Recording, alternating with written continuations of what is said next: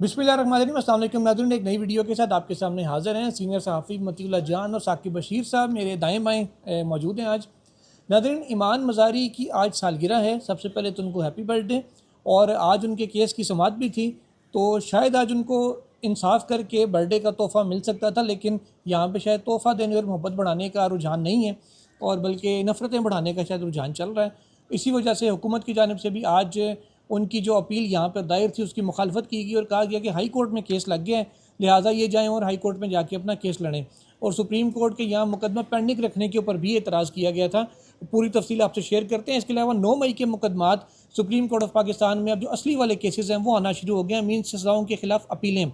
एजाज चौधरी जो सैनिटर हैं पाकिस्तान तहरीक इंसाफ के और तवील अरसे से ज़ेर अताब हैं, उनके प्रोडक्शन ऑर्डर्स तक जारी नहीं हो रहे थे, और यहाँ तक कि पिक एंड चूज़ के आलम ये है कि उनके जो साथी शरीक मुल्ज़िमान हैं उनकी सज़ाएँ मुअत्तल हो रही है, इनकी सज़ा मुअत्तल नहीं हो रही। जो जेल से बाहर भी नहीं निकल रहे, ना कोई ऐसा काम कर रहे हैं जिसकी वजह से वो मुआशरे के लिए ख़तरा बने हुए हों।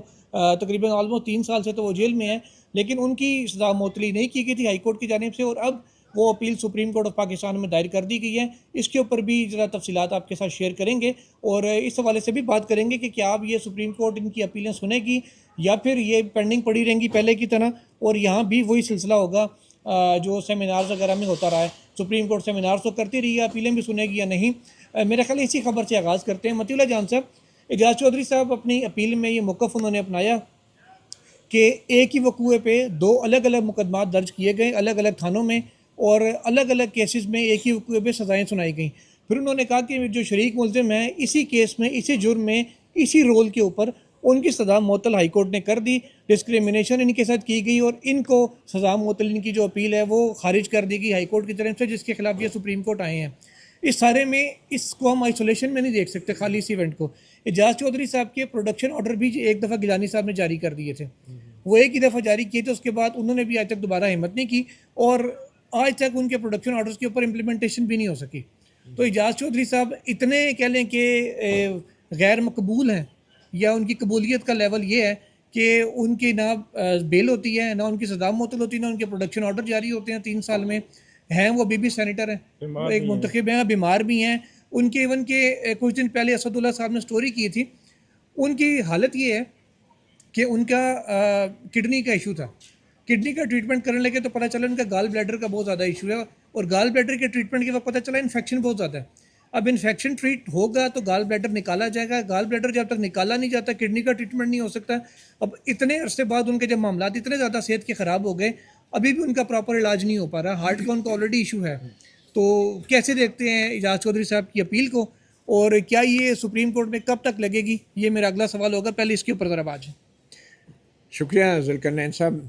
पहली बात तो ये है कि एजाज चौधरी ने जो सज़ा मुअत्तली की अपील सुप्रीम कोर्ट में दायर की है, ऑब्वियसली ये हाई कोर्ट के ऊपर भी एक रिफ्लेक्शन है कि क्या वजूहात हैं कि हाई कोर्ट ने उनके सज़ा मुअत्तली के जो दरख्वास्त थी उसको कबूल नहीं किया। तो अफसोस का बात तो ये है कि वो हाई कोर्ट्स जिनको हम आइनी अदालत कहते हैं, वो हाई कोर्ट जिनको हम इंसानी हकूक़ की मुहाफ़िज़ कहते हैं, उन हाई कोर्ट को अपील के अलावा एक ख़ुसूसी रिट जुरिस्डिक्शन का इतना बड़ा अख्तियार दिया गया है। तो इसका मकसद सिर्फ़ और सिर्फ यही है कि जो शहरी हैं, जो इंसान हैं, वो अपने हकूक़ लेने के लिए उनको ज़्यादा तगदो ना करनी पड़े। और फिर अपील के अलावा जो रिट जुरिस्डिक्शन है वो सरकारी महकमों और इदारों की जो नाइंसाफ़ियाँ हैं उनके ख़िलाफ़ भी आम शहरी वहाँ पे आके इंसाफ ले सकता है। तो अब एजाज चौधरी साहब की पहले तो सवाल ये बनता है कि लाहौर हाई कोर्ट में जो अपील सुनी गई वो किस बुनियादों पर उनको मुस्तरद किया गया। बड़ी हैरत की बात है कि हेल्थ ग्राउंड्स के ऊपर भी हमारी हाई कोर्ट्स अब इतनी बेबस हैं, लाचार हैं, नादार हैं कि वो किसी एक शहरी को हेल्थ ग्राउंड के ऊपर भी कोई ज़मानत नहीं दे सकती या उनकी सज़ा मुअत्तली नहीं कर सकती। हमने देख लिया कि इस्लामाबाद हाई कोर्ट में जो मामलात चलते रहे हैं, जो इमरान ख़ान और बुशरा बीबी के हवाले से सज़ा मुअत्तली की दरख्वास्तें उन पर फ़ैसले नहीं हुए। हमने देखा कि एडवोकेट ईमान मज़ारी और एडवोकेट हादी की जो सज़ा मुअत्तली की दरख्वास्त इस्लामाबाद हाई कोर्ट में है वो लग ही नहीं रही। تو مجھے تو یہ لگتا ہے کہ یہ لاہور ہائی کورٹ ہو یا اسلام آباد ہائی کورٹ ہو یا دیگر ہائی کورٹس ہوں، یہ بجائے ان شہریوں کے، عوام کے حقوق کے تحفظ کے لیے اور سرکاری اداروں کی ناانصافیوں کے خلاف کوئی ٹھوس احکامات جاری کرنے کے، یہ ہماری عدالتیں اعلی کار بنی ہوئی ہیں طاقتور اداروں کی. اور یہ جو کچھ بھی اب جیل میں ہو رہا ہے، میں سمجھتا ہوں یہ کسٹوڈیل ٹارچر سے زیادہ کی کچھ چیز مجھے لگتی ہے، کیونکہ کسٹڈی میں جب ایک قیدی، کوئی انسان ریاست کی کسٹڈی میں ہو، تحویل میں ہو، تو اس کا یہ مطلب نہیں ہے کہ وہ انسان سے اچانک جانور بن گیا ہے. اس کے حقوق، انسانی حقوق پھر بھی برقرار رہتے ہیں، کیونکہ وہ ابھی بھی ملزم ہیں جب تک حتمی طور پہ ان کی سزاؤں کے اوپر اپیلوں کا فیصلہ نہ ہو جائے. تو مجھے یہ لگتا ہے کہ ایک تو CCD ہے، بدنام زمانہ پنجاب میں، جو کسٹوڈیل کلنگز کا جن پہ سنگین الزامات ہیں، اور دوسری ہماری جیل انتظامیہ ہیں، ہماری عدالتیں ہیں جو اعلی کار بنی ہوئی ہیں کہ ان کی ناک کے نیچے جیل کے اندر لوگ تڑپ رہے ہیں، علاج کی بھیک مانگ رہے ہیں، اور ان کو علاج کی سہولتیں بھی نہیں دی جا رہی، ملاقاتیں بھی وکیلوں سے، اپنے اہل خانہ سے نہیں کرنے دی جا رہی. تو میں سمجھتا ہوں کہ یہ ایک قسم کا جس کو کہتے ہیں نا حراستی تشدد، یہ کچھ ایسی ہی چیز ہے، مگر یہ صرف سمجھنے کی بات ہے. تو یہ اعجاز چودھری صاحب کی اب سپریم کورٹ میں اپیل آئی ہے، تو دیکھیں اب سپریم کورٹ کیا کرتی ہے، کیونکہ ایمان مزاری کے کیس میں تو آج انہوں نے کہا کہ چونکہ ہائی کورٹ نے اس پہ کوئی ڈیسیژن نہیں دیا تو ہم کیا کر سکتے ہیں. تو لیں جی، آ گیا ہے ہائی کورٹ کا ڈیسیژن، اب دیکھیں آپ کیا کرتے ہیں. اچھا ثاقب صاحب، اگر ہم میرٹ کے اوپر بات کریں اس کیس کی، تو 2 گواہ ہیں سرکاری، کوئی پرائیویٹ گواہ نہیں ہے. اچھا، وہ گواہ بھی ایسے ماشاءاللہ زبردست قسم کے ہیں کہ میاں والی کا کیس ہو تو وہ میاں والی کے لوکل بندے بیچ میں ڈال دیتے ہیں کہ یہ بھی وہاں موجود تھے، ہم نے جو سنا تھا. فیصل آباد کا کیس وہ فیصل آباد کے بندے بیچ میں ڈالتے ہیں. لاہور کا کیس تو ان دونوں بندوں کو بیچ میں سے نکال دیتے ہیں. انہیں بھی پتہ ہے کہ ہم نے ٹارگیٹڈ کس عدالت میں کیا بیان دینا ہے. اچھا، وہ ان کی وہاں موجودگی بھی جو جرا میں نے خود پڑھی تھی اس سارے کیس میں، تو موجودگی بھی ان کی ڈاؤٹ فل ہے. انہیں جب پوچھا گیا کہ جی آپ کی یہاں پہ کیا آپ کی ڈیوٹی لگی تھی وہاں پہ، وہ ڈیوٹی کیا کوئی روزنامچہ کوئی ڈیوٹی روسٹر پیش نہیں کر سکے. پھر ان سے پوچھا گیا کہ آپ کیا روٹین میں یہاں اندر جاتے رہتے سامان پر کے، انہوں نے کہا نہیں، ہم ایک ہی دفعہ اسی دن گئے تھے. لے کے کون گیا تھا یہ آج تک وہ نہیں بتا سکے. انہوں نے کہا جی ہم تو ورکر کے روپ میں گئے تھے، PTI کو ایک بندہ ہمیں لے گیا تھا، وہ کون لے کے گیا تھا آج تک وہ سامنے نہیں آ سکا ان کی. اچھا، مزے کی بات جو کہا گیا آپ کی اگر لوکیشن سے نکلوائی جائیں کہ اگر کیا موبائل لوکیشن سے ٹریس ہو رہا ہے کہ یہ دونوں گواہ وہاں زمان پارک میں موجود تھے، اس کے حوالے سے بڑا انٹرسٹنگ جواب یہ آیا تھا کہ دونوں جاتے ہی اپنا موبائل تھانے میں مریر کو لے گئے تھے، یار رکھنے تو میں آنا. اچھا، پھر یہ 2-3 دن وہیں پہ رہے. 2-3 دن نہ ان کو کسی گھر والے نے ان سے فون پہ رابطہ کیا، نہ انہوں نے کبھی گھر پوچھا کہ وہ زندہ ہو مر گئے ہو، کوئی چیز چاہیے، وہ کھانا پینا، کوئی بچے گھر ٹھیک ہے، لٹرم پٹرم. یہ آپ کو ساری چیز ان نیچرل نہیں لگتی؟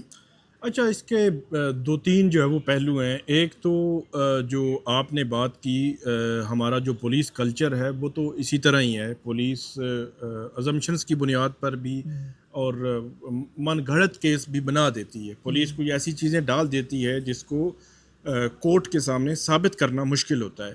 لیکن میں سمجھتا ہوں کہ اس سارے معاملے کا جو برڈن ہے یا وزن ہے وہ سارا ہم ڈال دیں پولیس پر. پولیس کو تو ہم کرٹیسائز کرتے رہتے ہیں، لیکن اس سارے معاملے کو دیکھنے کے لیے ہماری عدالتیں ہیں، ہمارے ججز ہیں، جوڈیشل افسران ہیں، انہوں نے ایگزامن کرنا ہوتا ہے، انہوں نے دیکھنا ہوتا ہے کہ یہ ٹھیک ہے یا نہیں ہے. اب آپ نے جس طرح یہ چیزیں بتائیں، میں نے بھی یہ سارے کیسز پڑھے ہوئے ہیں، جرا پڑی ہوئی ہے.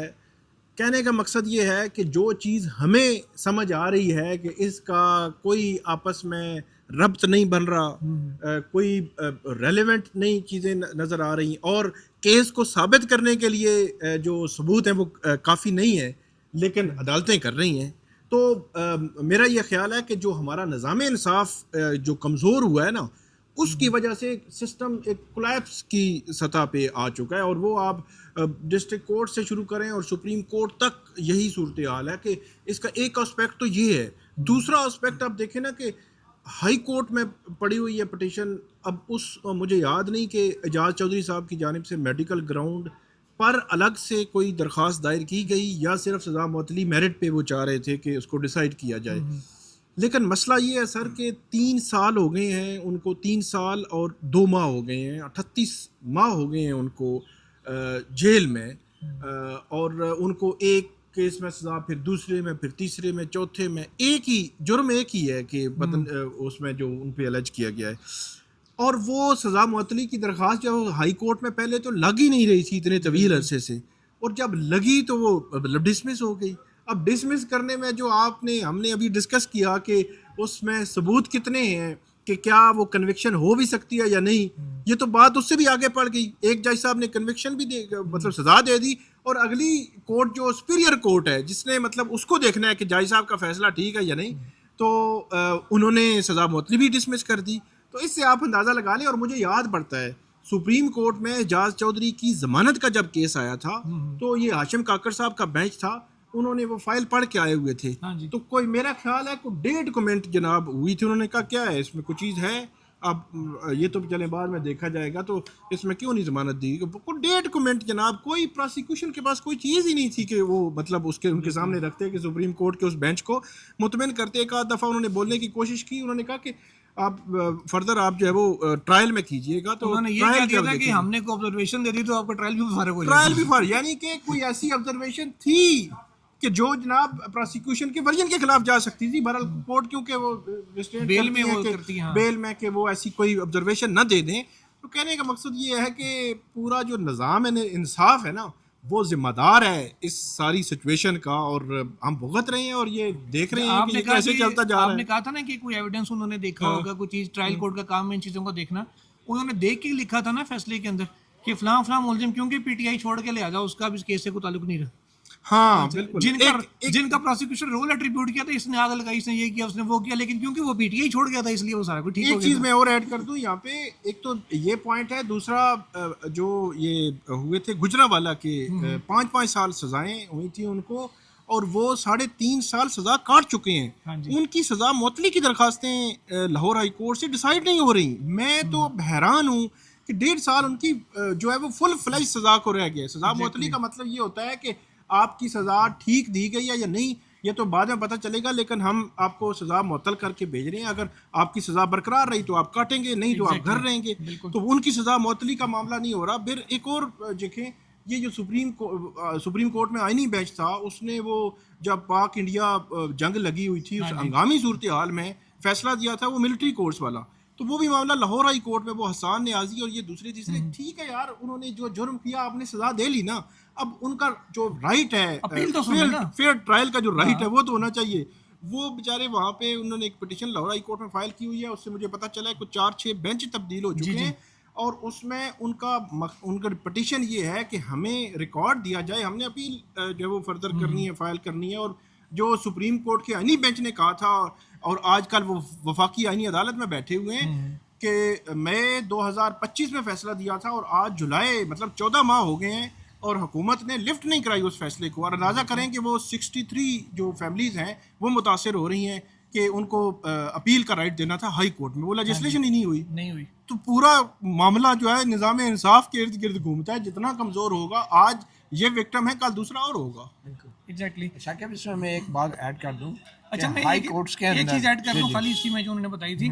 جواد خواجہ صاحب نے کنٹمپٹ کی پٹیشن بھی دائر کی تھی اس پہ، وہ سپریم کورٹ نے ٹرانسفر کر دی ہے آئینی عدالت کو، اور نہ ڈھولا اسے نہ رولا اسے. ہاں بالکل، اور وہ بھی کیے ہوئے کافی ٹائم ہوگا.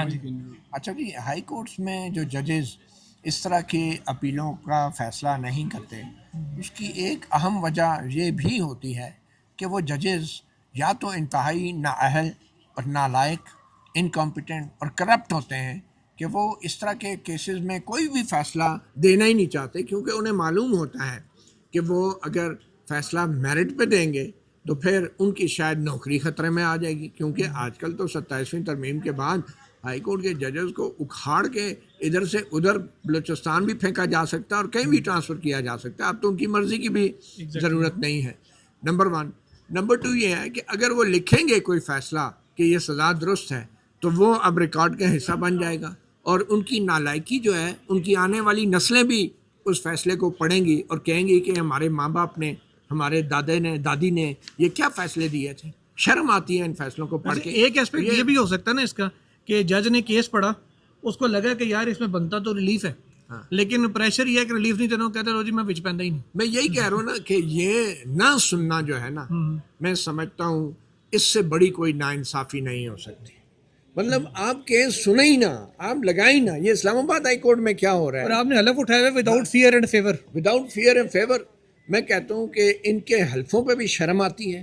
ان کے حلفوں کی اوقات اور حیثیت جو ہے کچھ بھی نہیں ہے. میں کہتا ہوں ان کے جو لوگ قسمیں اٹھا کے اپنی قسم پہ پورا نہیں اترتے, ان لوگوں سے میں حیران ہوتا ہوں کہ کوئی ویسے کیسے کوئی بات چیت رکھ سکتا ہے کہ جس کا پتہ ہو کہ یہ شخص یا یہ مرد جج یا یہ عورت جج جو ہے اس نے حلف اٹھایا ہوا ہے, اتنے بڑے عہدے پہ بیٹھا ہے یا بیٹھی ہے, لیکن اس میں اتنی ہمت نہیں ہے کہ اس حلف کے مطابق فیصلہ کر سکے. فیصلہ تو دور, کیس کو لگا دیں, دلائل تو وکیلوں نے دینے ہیں.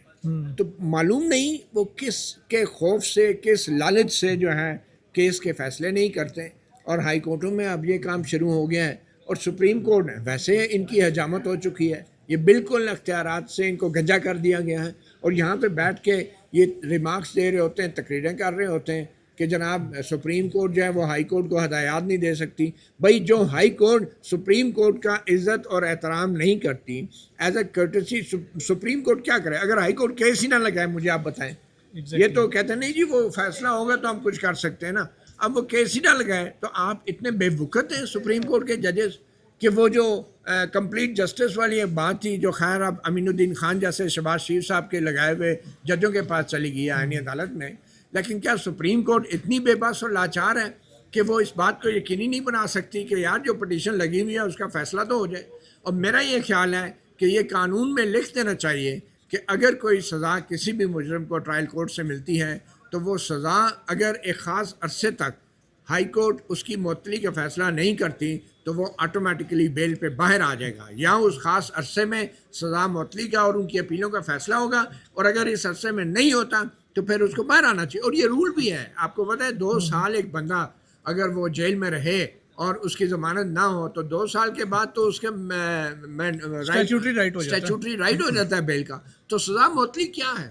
یہ بیسیکلی یہ بھی وہی چیز ہے نا. تو آپ نے 3 سال سے جیل میں رکھا ہوا ہے ایک بندے کو, پہلے آپ نے ضمانت نہیں دی, اور جب ضمانت نہیں دی اور وہ جیل میں پڑا ہوا ہے پھر سزا دے دی اسے, اور 5 سال کی سزا ثاقب کہہ رہا ہے کہ 5 سال کی سزائیں, 3 سال کی سزائیں کاٹ چکے ہیں. تو میں سمجھتا ہوں کہ یہ تو اس جج کا بھی احتساب ہونا چاہیے جو ہائی کورٹ میں بیٹھا ہے یا ایون سپریم کورٹ میں بیٹھا ہے, کہ وہ اس طرح کے میٹرز میں جو ہے وہ گیند کو ایک دوسرے کی طرف اچھالتے رہتے ہیں کہ جی ہائی کورٹ میں جائیں, اور پھر ہائی کورٹ والے کہتے ہیں جی ہم لگا رہے ہیں, اور ابھی پھر 24 کو ایمان مزاری کی جو لگی. میں اسی طرف آنے لگا تھا کہ جو پنگ پونگ کا کھیل ہے یہ ایمان مزاری کی کیس میں بھی جاری ہے.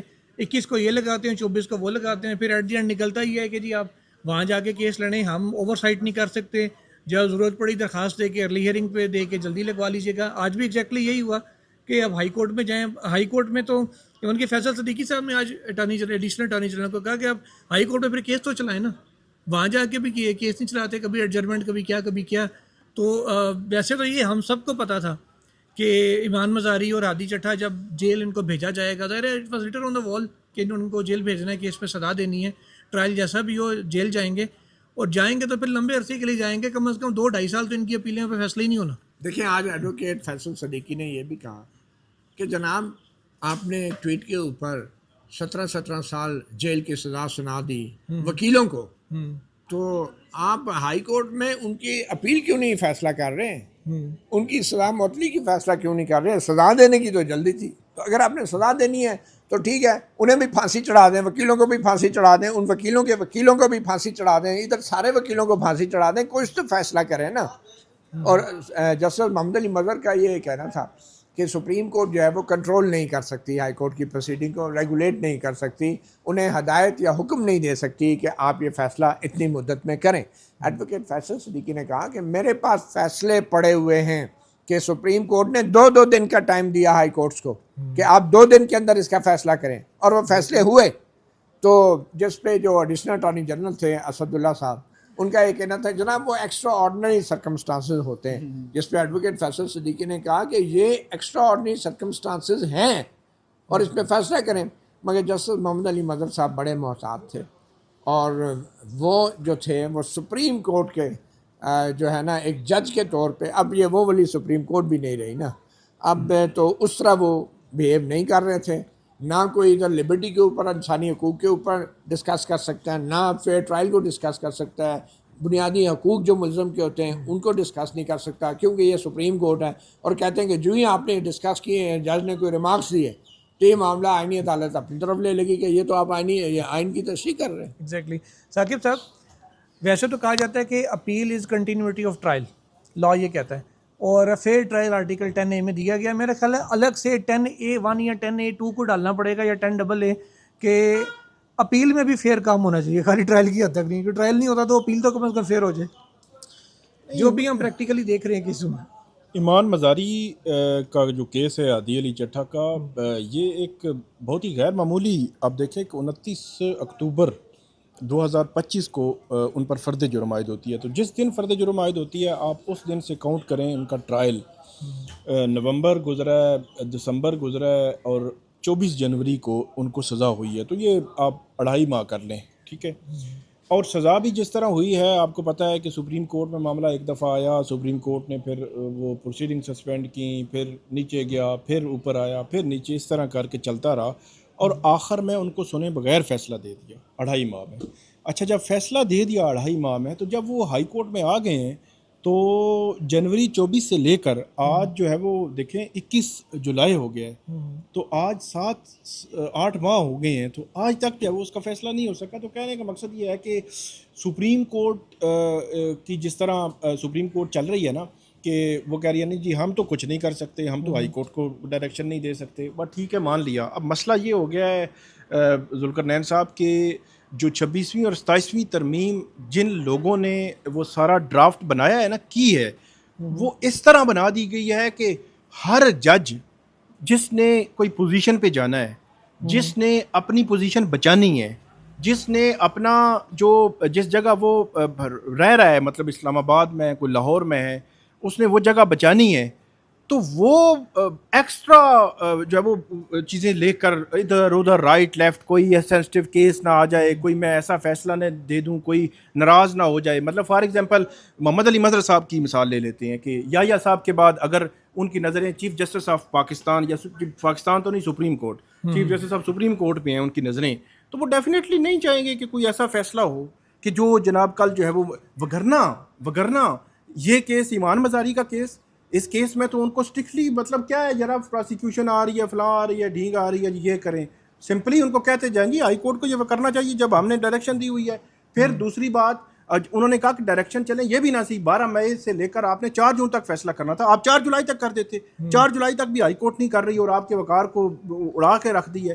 اور دوسرا, کل آپ نے کیس دیکھا ہے وہ خان کا کیس جو ہے, اس کے کیس میں سمپل سی بات ہے, کوئی بھی قیدی ہو جیل میں تو سپریم کورٹ ہے یار آپ کی, 7 ماہ ہو گیا اس بندے کی ملاقات نہیں ہوئی, آپ کا کام بنتا ہے فائلیں بند کریں, پوچھیں جی ہاں جی اس کا رائٹ ہے یار, کیا آپ کو مسئلہ ہے, کیوں نہیں ملاقات کرا رہے, اور اس سے پوچھیں آپ کو 265 چلیں آپ نے کرنا ہی ہے, تو آپ جی جیل کے باہر آپ ایسی پولیٹیکل گفتگو نہیں کریں گے, باقی آپ جو مرضی ہے کریں, جائیں جی ملاقات کرائیں ان کی. یہ کیس تھا سپریم کورٹ, یہ ہے سپریم کورٹ, یہ نہیں ہے کہ آپ جو ہے وہ ایک سول جج بیٹھ کے جناب میں جناب فلاں کر رہا ہوں تو ڈینگ کر رہا ہوں.